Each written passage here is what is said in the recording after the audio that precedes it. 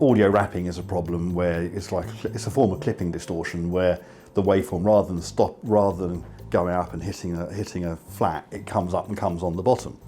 And that was a really nice problem to solve, and it's really nice because it's probably the most impressive sounding restoration process that I ever created.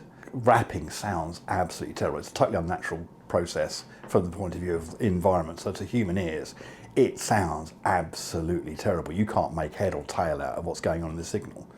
But from an information theory point of view, it's actually, you've only lost a couple of bits of information off the top. You've got all the information of the lower bits are still there. They've just been wrapped.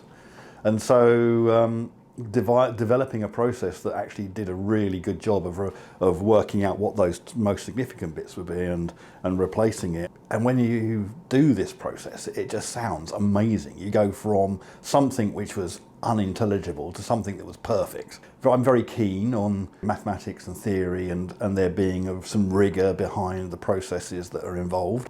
The key to the sort of the way that me and the team of work is that you need to have the maths, you need to have the rigor, but you also need to have the experience to think about it from the point of view of your end user. Think about what your end user wants, think about what the overall practicalities of how it's going to use.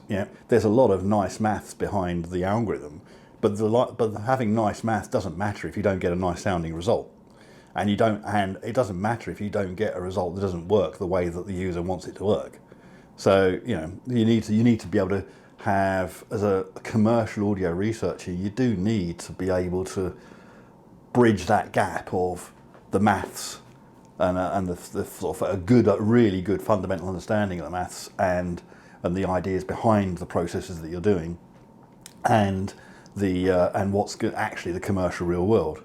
And the other thing is, sometimes I see in the commercial arena, people sort of say, well, you don't need, if it works, it works. You don't need to understand why it works. But if you take that attitude, then what happens when you get the next problem? When you get if you do have that really good understanding of why something's working, it's working well, then when you get another problem, you've got a better chance of being able to use that experience and that understanding to create a variation, because you've got that fundamental understanding, you can create that variation which then will solve a new problem. And so I absolutely think that I want the people in our team to really understand what it is and why things work, because if you understand what it is and why things work, then you solve new problems well, and it means that we'll be able to solve other problems in the future well.